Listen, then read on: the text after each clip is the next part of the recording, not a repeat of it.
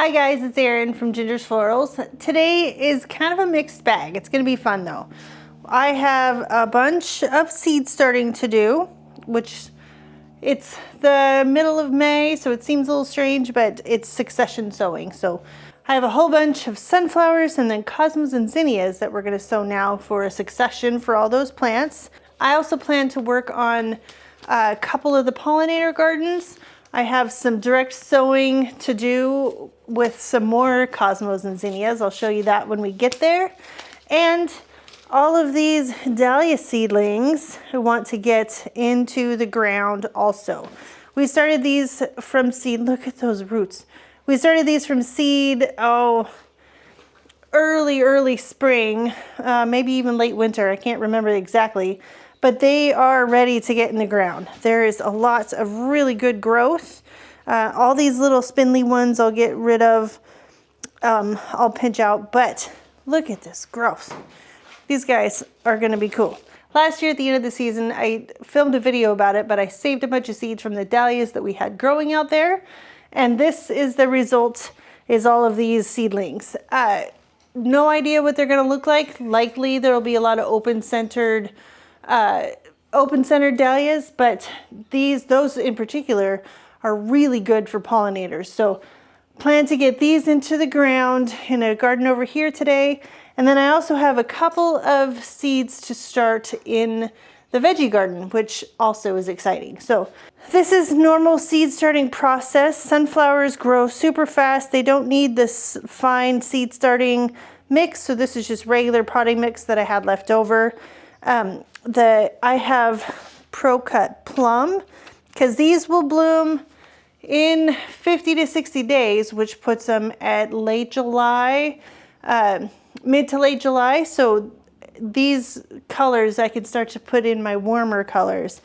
I have Pro-Cut Plum, Red, Orange Excel, and Gold Light, the orange classic yellow colors.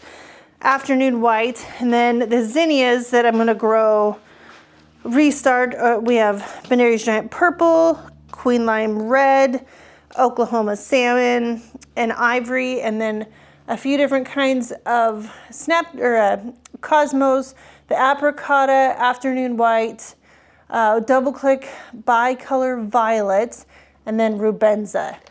I'm looking forward to all of these. One of my chores in the next couple of weeks, in the next week-ish, is to get all of the already started cosmos into the ground. These are the cosmos and the amaranth.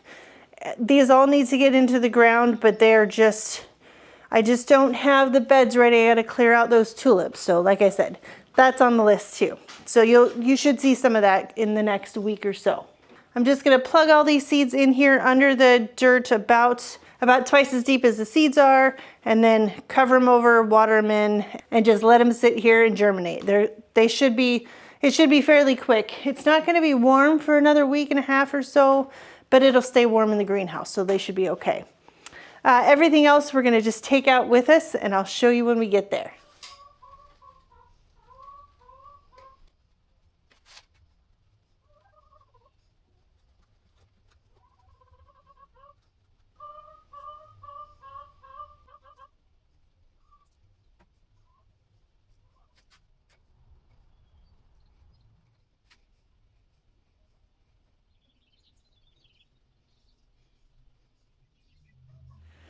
Okay, all the sunflowers, cosmos, zinnias, these are all planted and watered in, ready to go. They'll just live right here on this table until they sprout and get going. When they get to, an inch or so high, I can plant them out. The plan, don't mind the chainsaw, John's taking down a dangerous tree, is to put them in this garden here where all the ranunculus are, which means all those are coming out. They're done for the season, and all the warm season annuals will make their way in there. There's a chunk, like I showed you earlier, that'll go in where the tulips are, but the rest of these are gonna start heading into that garden here pretty quickly. It'll take a couple weeks for these to germinate and grow big enough. Don't wanna leave them in here for too awful long, just because they tend to suffer a bit and they won't bloom quite as profusely, but I want to make sure that they get a good start before I get them out there. All right, so next thing to do, we're gonna go get these dahlias into the ground. And then I'll bring along all the seeds for the other parts of the projects. Like I said, we're gonna be all over the place today, but it's a lot of fun with the promise of a lot of beautiful color here in the near future.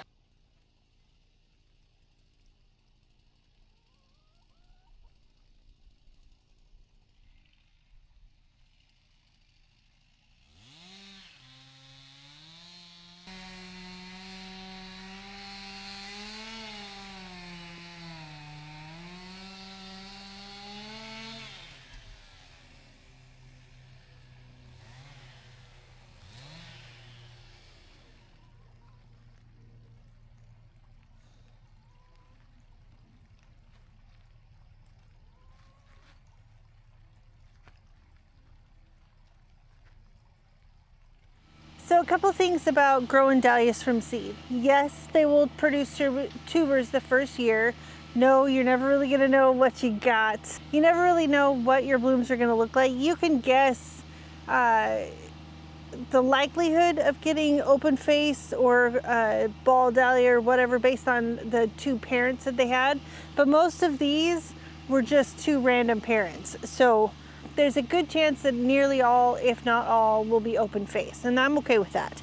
But I want to show you what they look like when I pull them out of the pot, because they will, like I said, they will produce tubers the first year, and depending on the dahlia, they may be good producers, they may be bad producers. I'm going to plant all of these relatively close together because there's a good chance that I'm going to want to rogue out a couple of them anyways if they don't do well, or if there's some crazy color that I don't want to see. I'll probably want to pull one or two out either way, and they just don't need quite as much space that first year. So the open-centered dahlias, they're pretty, in my experience anyways, they can be pretty strong, pretty tough, and really they want to grow tall and big. So I'm looking forward to this. Okay, let's take a look at this dahlia.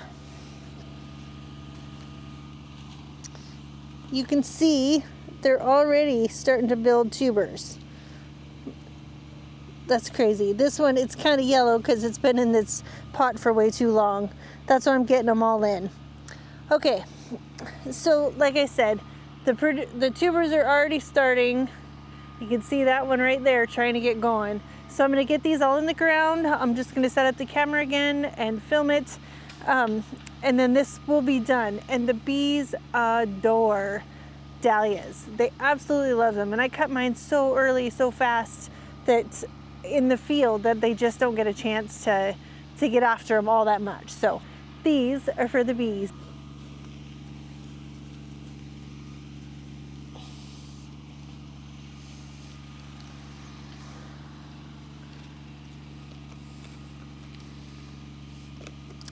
I won't leave two in here. I'll remove this one because it's smaller. But look, little tiny tubers.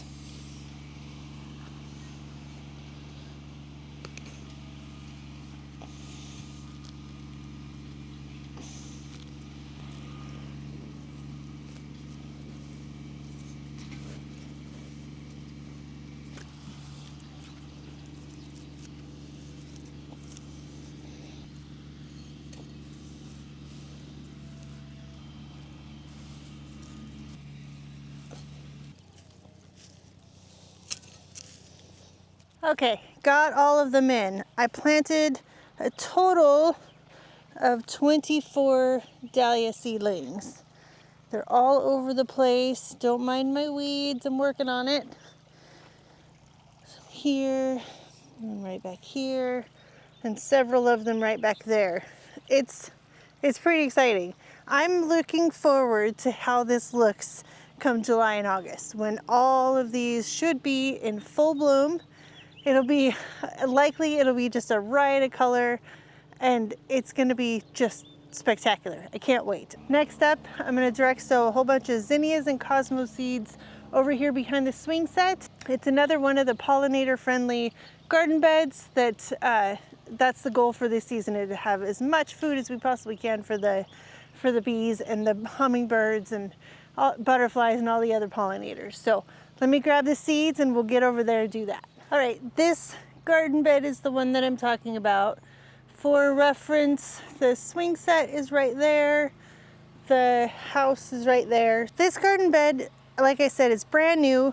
In years past, we have planted like geraniums and other random flowers back here, but this year, like I said, we're going for as much pollinator friendly activity as possible. So I'm gonna go with cosmos and zinnias. The varieties that I got are the Benary's Giant mix, because we wanted big, bright, colorful flowers back here, and it's hard to beat that with Benary's Giant, and that mix is just all the boldest colors. It's far enough away from the house. I really need something bright and vibrant to really be able to see it from a distance. The other seed we got is a Sensation Mix Cosmo, and this is just a really beautiful, it's a really nice mix of pinks and the dark like magenta color and some white. It's just a variety of colors. Cosmos only have so many colors to choose from, but it's a bunch of different pinks, light pink, dark pink, white, and it should hopefully coordinate and complement the zinnias. So my plan is to do the cosmos in the back, and I'll do a bunch back here, and I'll put a few back over here, and then the zinnias in the front, I'll do the big batch of them down here. This section in this back corner right here gets the most sunshine.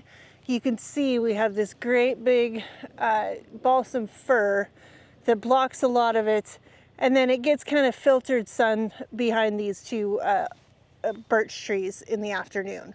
So this is the biggest block to get the biggest amount of sun, and these guys are definitely sun lovers. So I'm gonna put most of it right here. Again, I'm gonna break all my rules and do a bunch of direct seeding. Cosmos and zinnias do really well, especially once the soil is warm. They tend to germinate and sprout really quickly. And I'm just gonna put them deep enough and cover them up that hopefully the birds don't dig them all up. If not, these seeds were inexpensive and I'll give it another go. Okay, I'm gonna set up a camera and just get these all in, and then we'll go on to the next spot. We have two more projects to get done this afternoon.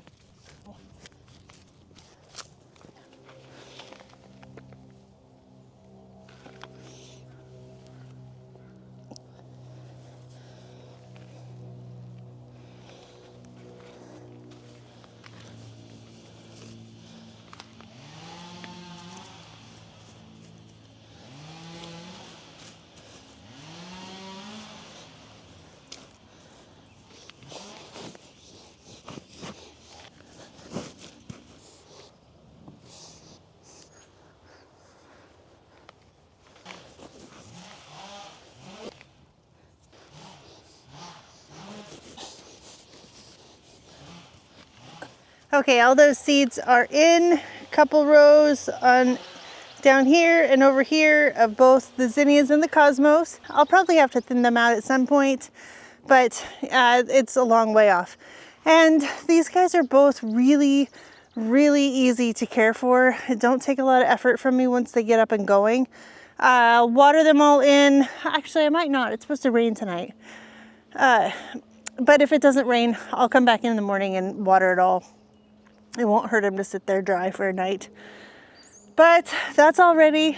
I'm super excited to see how this turns out. I've never really grown anything that wanted full sun like that, so cross your fingers. I'm really hopeful that we'll have lots of bright colors coming from this kind of dark corner. It looks especially dark today because, well, it's gray and cloudy all day. Okay, off to the next project. 2 more to go. So this next spot that we're gonna work is right here in this bed. If you saw the video earlier this spring, we built this bed. There's cardboard and then several inches of compost on top of it. We spread wildflowers throughout, and there's a decent amount. You can see that little seedling. There's some decent amount, especially over there, that came up and have survived the birds, but there's a bit of open space over here that didn't get a whole lot of action. So in my stash, I found a couple of gems that I want to direct sow into here. to fill in some space. I found I had 2 packets of these American giant sunflowers. They are supposedly really, really tall and great big flowers. And I know John loves sunflowers, so I'm gonna direct sow a good little patch of them right here. And then the other I found was this packet of zinnia seeds. So I know I'm doing a lot of zinnias today, but these seeds in particular, I saved from last year's crop. So I have no idea really what color they're going to be. There's a good chance that there's some peach or soft pinks in there, but I also grew red and bright green and bright deep purple zinnias. So who knows what I actually am gonna get out of these. I'm kind of stoked. So I'm just gonna direct sow these just like I will the sunflowers, and bury them in and hope that the birds don't get them. Same as everything else. It's a crapshoot, but I'm hoping to beat the odds and have at least some of them make it through. Okay, again, setting up the camera. I'm just gonna do a few rows down this side here we have probably, I don't know, 50 of the sunflowers and then a bunch of the zinnias. I'm just gonna trench a few little furrows and fill them in. Just for another point of reference, that direction is south. So these will get all the sunshine. And maybe I'll do a drift this way of the sunflowers because they're supposed to get so big. And some zinnias up there because those will definitely be smaller. Either way, I'm just gonna get them in and get them going.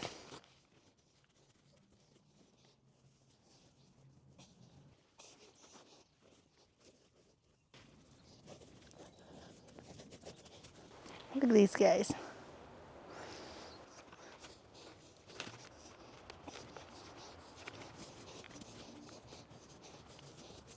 All these projects have kind of sad aftershots, but here you go. It looks just like it did when it started.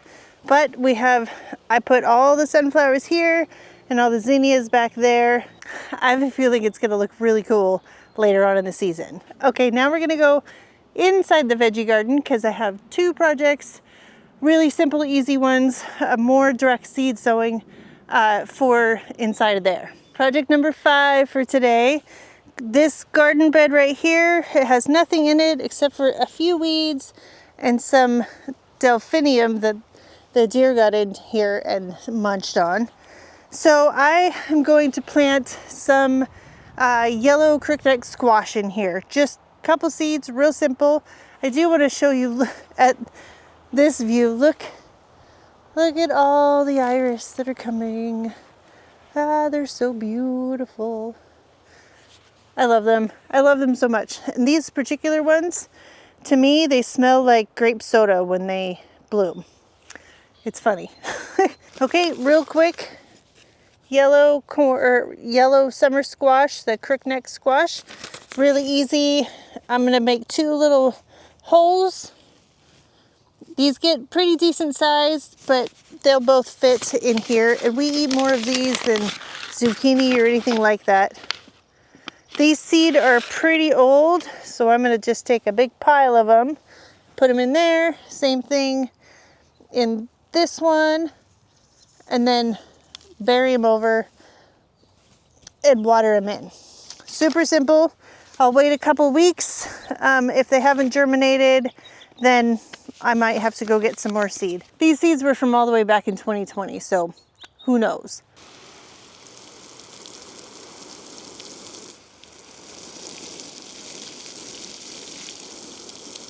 The last planting project for today is some glass gem corn. I used to grow corn anyways a lot. And I always had the worst time actually getting it in time to eat it. I'd either pick it too early or pick it too late. It should be really simple, but I always manage to miss it. Either way, it's fun to grow. And these in particular, glass gem, they're a popcorn type. They're not a sweet corn type, but they also have really beautiful corn kernels. They have inside of them on one single corn ear, you can have blue and pink and purple and green and yellow and just a wide variety of color. And I'm really looking forward to seeing what this looks like. If they pollinate properly and I can get them before it's at the right time, I should be able to dry them a bit and use them in decorating projects for the fall. So the way corn will pollinate is by the wind. When it shoots up its tassels, the wind will blow them and it'll cross-pollinate across itself. So because it cross-pollinates and the corn kernels themselves are the seed, they will cross-pollinate for 2 different varieties during the same season, and you won't get what you're looking for on the internal. So if you're going to grow corn and you want sweet corn, just grow sweet corn, unless you can have it, 100 yards away between a different variety. So I don't have any sweet corn in the garden, just this glass gem. So I'm going to grow them in rows in this bed. This is it's 2 foot by 8 feet, and I'm going to do 3 rows in here, and I'll plant them about 4 to 6 inches apart, as far down as they'll fill this bed, and that should be sufficient. And because they're the same variety and they're in the same soil right next to each other, they should be able to grow the same rate, bloom at the same rate, and pollinate each other. The breeze right now would be perfect for the corn tassels when it gets to that time. So I'm just gonna get these planted. I'll show you what the corn kernels look like. Yeah, I'm excited. I've never grown glass gem corn before, but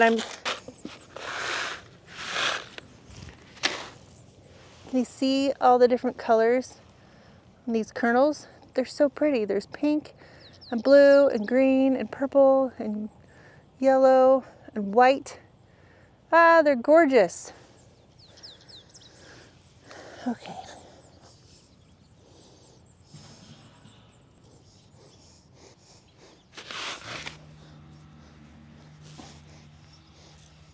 God, they're so cool looking. Just so colorful.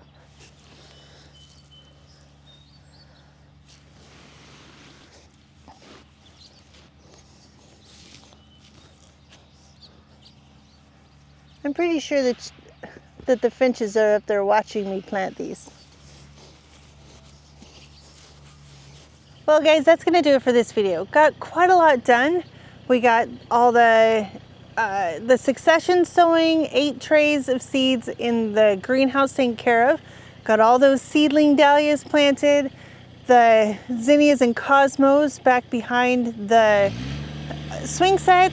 We got sunflowers and zinnias over here in the pollinator garden, and then some squash in the raised bed and glass gem corn right over here in this raised bed. I'm pretty stinking excited. This season's gonna be really extra beautiful. It's been a weird weather year. I have an early gap in my flower season. Usually by the time my ranunculus and my tulips go out of season, I already have all my iris, allium, roses, etc. blooming, and some peonies. But it's just not working out that way. So the last couple weeks I haven't been at the market. The next week or 2, depends on how things go, how the weather treats us. I may or may not have market flowers again. I'm taking the glass half full approach and making the most of my time getting everything in the ground that most years I run out of time to do. So the raised bed veggie garden is full. All of our pollinator gardens are full. This garden back here that we created this spring, I also have plans for, but I'm not quite ready to get that done yet. And yeah, we've just got a ton done. So I hope you enjoyed this video. I hope you got some inspiration to get out in your garden, get some things planted, get everything ready for your summer season. It's coming, it's here almost. Some places it's already here, but we're just getting there. All right, if you like the video, thumbs up, leave a comment. If you have any questions or advice on anything that we did today, subscribe if you haven't, and I'll see you in the next video. Bye guys.